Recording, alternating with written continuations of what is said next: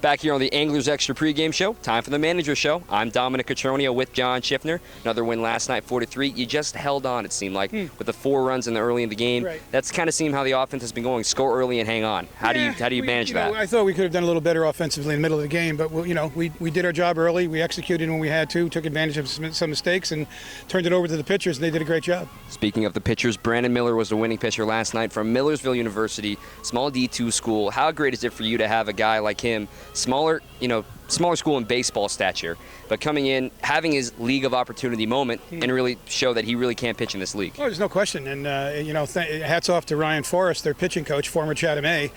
He called me about him and said, you're going to really like this guy, and why don't you take a look at him as a temp and see what you think? And, well, here he is with, unbelievable stats, and he's just done a tremendous job.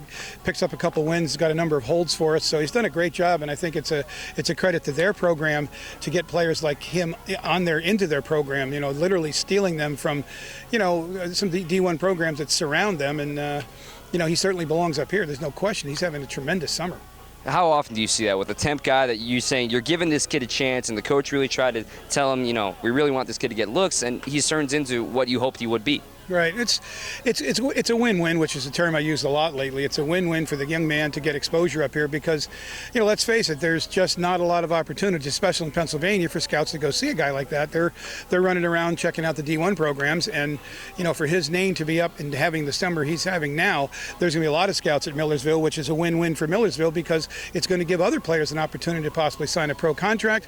Then it's going to help them recruiting because they're going to say, hey, we get guys in this program that are seen by professional scouts. So if you want to come to this program, you're going to be seen by pro scouts if you want an opportunity to play pro baseball.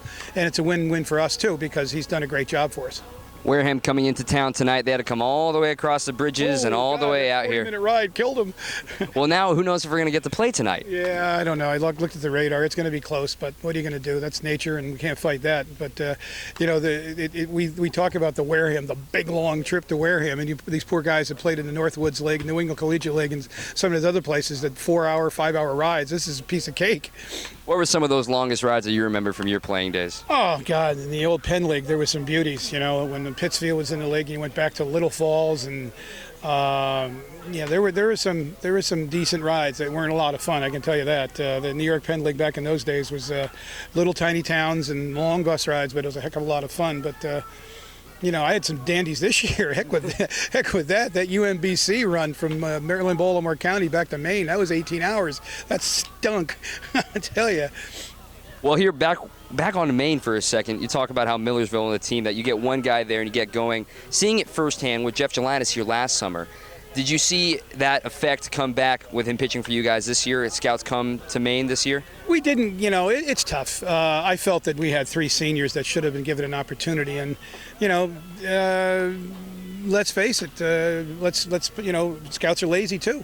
They don't feel like driving that extra 4 hours because we're the only Division I program north of UMass Lowell. So they're not coming. If they don't catch us in Florida, which is real early, or catch us at UMass Lowell or some of the, like Albany, that's a close trip for some of the scouts, or Hartford. That's it. If they don't catch us, they don't see us. And I think it's unfair, but I also get it. But Coach Trimp and I and Derbs were all trying to, push. I thought we had 3 legitimate senior signs that, you're not going to have to spend any money on them. One of them had an amazing pro body. Brian Doran is just a pro body. Throw the daylights out of the baseball. Power guy. He's a 5-tool guy. He needed an opportunity to get a chance to go play and see if he can play in low A ball, as did Luke Morrill, our third baseman. I understand Scott Heath, who was our number 1 pitcher, but also one of our best hitters, is getting a chance to play independent ball for a team in Maine. So I'm glad of that. But I was a little disappointed that it was too many short looks at our guys. And I get the weather, I get the schedule, but if you got 3 guys that pretty well, Derbs, me, and Trimp call and go, hey, you guys really need to get up here and take a look. And I don't know if we had 5 scouts come to Orono. They did see us at certain times, but these guys are kind of guys you need to see a little bit more. But they have jobs to do too. So they don't tell me how to coach. Well, they do. Some of the scouts do tell us how to coach. So let's move on. Well, back here tonight, Wareham, here 9 runs against them at their place last night. The offense has starting to come back around again. 12 runs against Harwich on Sunday, 4 again last night. What needs to continue? What have you liked, especially from collective effort? The swings. They've been taking good swings. At one point, maybe 10 days ago, we were we did not look good at the plate. Most of the guys were just taking bad swings, swinging pitches in the wrong counts, missing pitches in the good counts, and all of a sudden, again, thanks to the work of the coaches and the kids buying in, things have gotten a lot better. I mean, even though we didn't score after the second or third inning last night, there were good at-bats. That's where sometimes you have to take credit and give the credit to the pitching staff. Their starters settled in and started mowing us down, and then the reliever came and did a nice job, and we were fortunate to get the 4 runs early, and then we unleashed Miller, Teeny, and Max, so it was fine.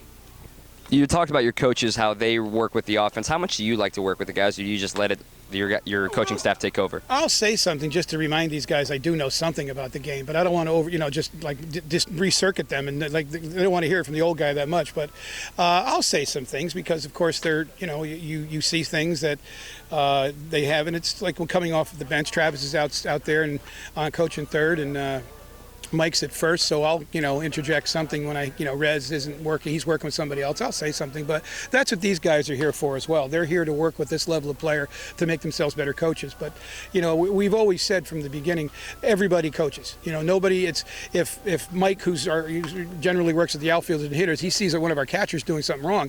Well, he doesn't have to ask permission to go talk to the catcher. He goes there because he's a baseball coach, and we all work that way, and it's been a nice formula over the years. Well, it's a formula working right now. 13 and 11 Anglers getting ready to take on the Wareham Gatemen here tonight from Veterans Field. That's it for the Manager Show with John Schiffner. Thanks for joining us. Thank you. That's it for us down here. Johnny, take it away.